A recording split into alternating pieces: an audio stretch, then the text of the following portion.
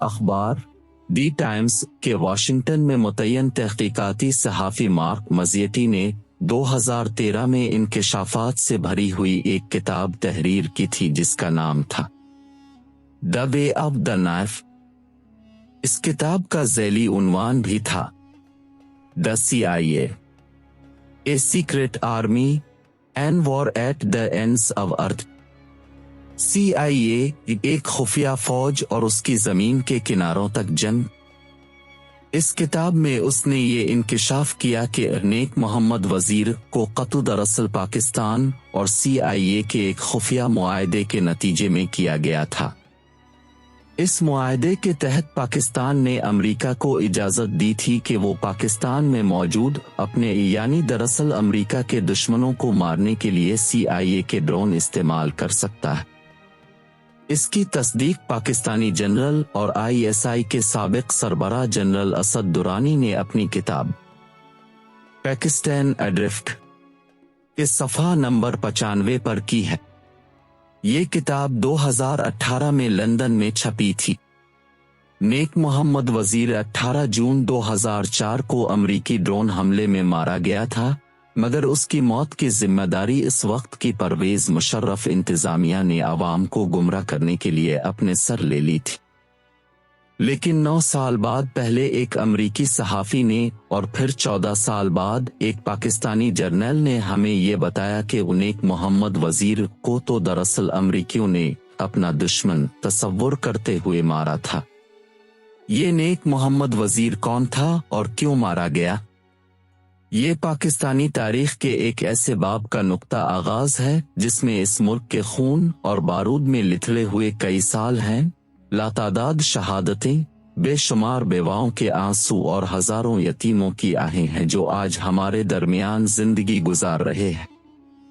किलोशाह जनूबी वजीरिस्तान में पैदा होने वाला ये 29 साला नेक मोहम्मद 19 साल की उम्र में अफगानिस्तान में मुला मोहम्मद उमर की हुकूमत के क़याम के फौरन बाद अफगानिस्तान चला गया और वहां तकरीबन 3000 तालिबान का कमांडर बन गया।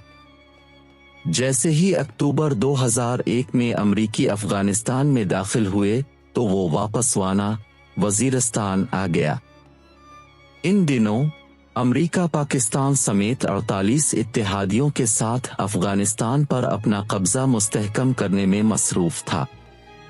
अप्रैल 2004 की वो रिपोर्ट जो अमरीका पाकिस्तान ताल्लुकात पर मबनी थी और जो अमरीकी कांग्रेस के सामने पेश हुई, इसके मुताबिक पाकिस्तान ने अफगानिस्तान की सरहद पर 1,75,000 फौजी तैनात कर दिए थे ताकि अफगानिस्तान से भागने वालों को पकड़कर अमरीकियों के हवाले किया जाए। यही रिपोर्ट बताती है कि पाकिस्तान ने 442 मुश्तबा अफराद को पकड़ा जिनमें से 346 को अमरीका के हवाले किया गया। नेक मोहम्मद वजीर पर यह इल्जाम था कि वो अपने इलाके में अफगानिस्तान से भागकर आने वालों को पनाह देने में मदद करता है। उसने अपनी एक तंजीम जैश अल-कुब्बा अल-जिहादी अल-सराय आलमी के नाम से भी बना ली।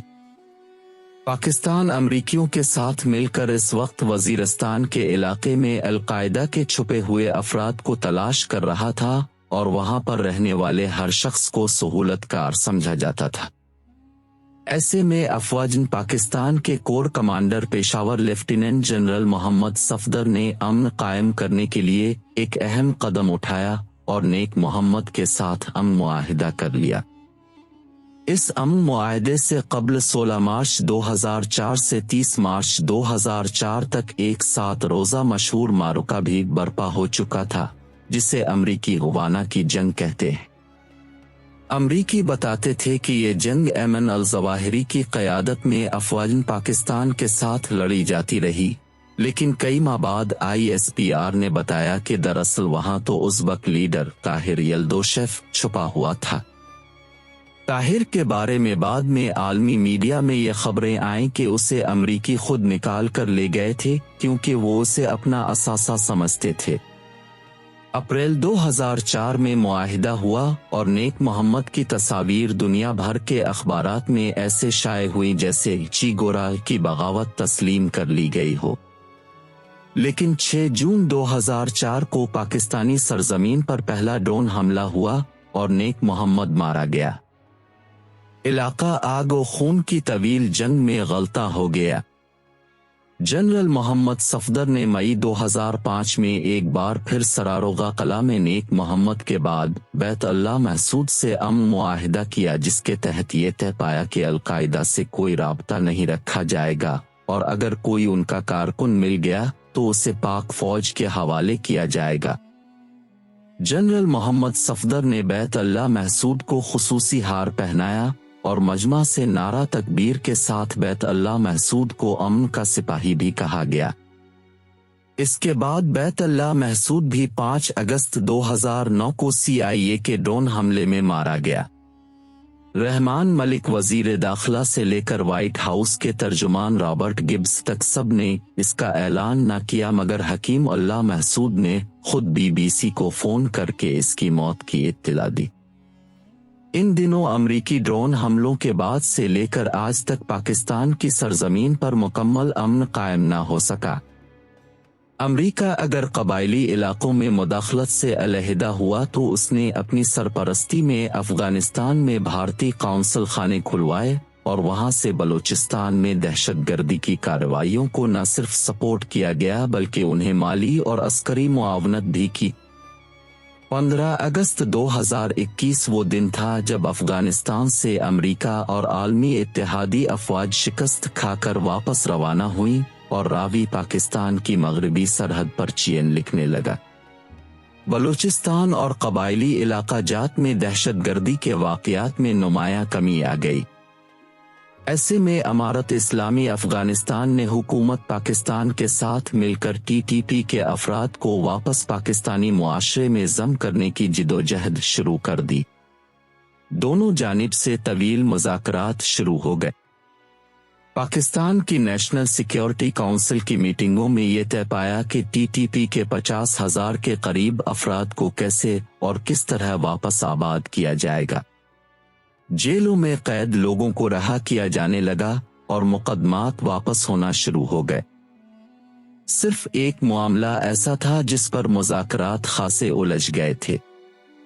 TTP के अफराद अपने साथ असलहा लाना चाहते थे क्योंकि वो समझते थे कि पाकिस्तान में उनको लातादाद कबायली ज़मा से खतरा है, लेकिन हुकूमत पाकिस्तान का मौक़िफ़ ये था कि इस तरह हालात मज़ीद बिगड़ सकते हैं। ये मामला गुफ्तो शनीद के मरहले में था।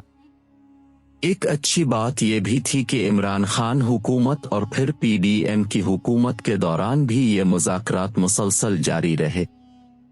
पाकिस्तान का वफ़द मुज़ाकरात के सिलसिले में इस वक्त काबुल में था कि जब 31 जुलाई 2022 को काबुल शहर पर मिसाइल से हमला हुआ और एक इत्तला के मुताबिक ऐमन अल-ज़वाहिरी मारा गया। तालिबान हुकूमत ने फौरन पाकिस्तानी हुकूमत से मुतालबा किया कि वो इस बात से इनकार करे कि अमरीका ने इसकी फ़िज़ाई हुदूद इस्तेमाल नहीं की है। जवाब गोमगो में दिया गया और कोई वाज़ेह बात न की गई। इसके बाद पाकिस्तानी वफ़द अगस्त 2022 में नाकाम वापस आ गया और अमन की तमाम राहें बिल्कुल वैसे ही एक अमरीकी मिसाइल ने मसदूद कर दें जैसे 2004 और 2009 में अमरीकी ड्रोन्स ने पाकिस्तान को आग और खून के समंदर में फेंक दिया था। क्या अब भी ऐसा होने जा रहा है? पेशावर का धमाका किसने कराया है? तालिबान ने तो जिम्मेदारी कबूल नहीं की, तो फिर कौन है जो कभी ड्रोन्स, कभी मिसाइल और कभी अपने पालतू दहशतगर्दों के जरिए हमारा सुकून बर्बाद करता है?